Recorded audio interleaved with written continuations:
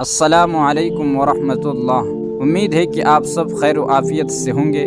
دوستو، آج میں آپ کو ایک ایسی عورت کی کہانی سنانے جا رہا ہوں جس کی زندگی آزمائشوں سے بھری ہوئی تھی، لیکن اس نے ہمت، صبر اور دعا کے ذریعے اپنی تقدیر بدل ڈالی۔ یہ کہانی نہ صرف سبق آموز ہے بلکہ ہماری زندگی کے لیے ایک روشنی بھی ہے۔ یہ کہانی ہے عائشہ کی، جو ایک چھوٹے سے گاؤں میں رہتی تھی اور جس کی زندگی مشکلات کا شکار تھی۔ آئیے عائشہ کی کہانی سنتے ہیں۔ عائشہ کا تعلق ایک غریب گھرانے سے تھا۔ وہ 5 بچوں کی ماں تھی اور اس کا شوہر ایک مزدور تھا، لیکن ایک دن اچانک اس کے شوہر کو ایک حادثہ پیش آیا جس کی وجہ سے وہ معذور ہو گیا۔ اب عائشہ پر پورے گھر کی ذمہ داری آ گئی۔ گھر میں نہ کوئی ذریعہ آمدنی تھا اور نہ ہی کوئی مددگار۔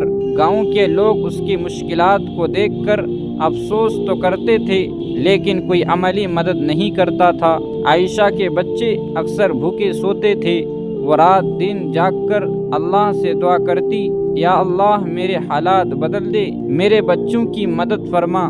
ایک دن عائشہ کے پاس گھر میں کھانے کو کچھ نہیں تھا۔ اس کے بچے رو رہے تھے اور وہ دل ہی دل میں اللہ سے دعا کر رہی تھی۔ اچانک عائشہ کو خیال آیا کہ اللہ نے ہمیں ہاتھ پیر اور عقل دی ہے، تو کیوں نہ میں خود کچھ کرنے کی کوشش کروں۔ اس نے گاؤں کے لوگوں سے پرانے کپڑے لیے اور ان کو دھو کر بیچنے کا ارادہ کیا۔ عائشہ نے دن رات محنت کی، لیکن گاؤں کے کچھ لوگ اس پر ہنسنے لگے اور کہنے لگے، یہ عورت کچھ نہیں کر سکتی، یہ سب فضول ہے۔ لیکن عائشہ نے کسی کی باتوں پر دھیان نہیں دیا اور اللہ سے مدد مانگتی رہی۔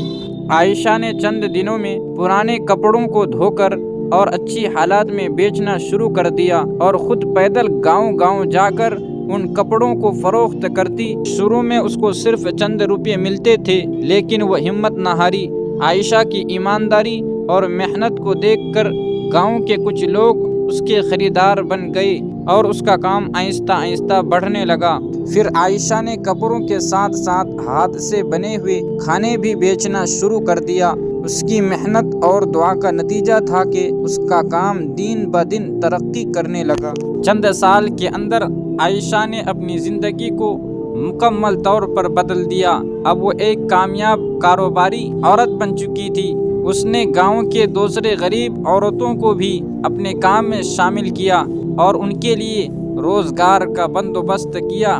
عائشہ نے نہ صرف اپنی زندگی کو سنوارا بلکہ اپنے بچوں کو تعلیم بھی دلوائی۔ وہ بچے جو کبھی بھوکے سوتے تھے اب اسکول جا رہے تھے، عائشہ کے لیے دعا کر رہے تھے۔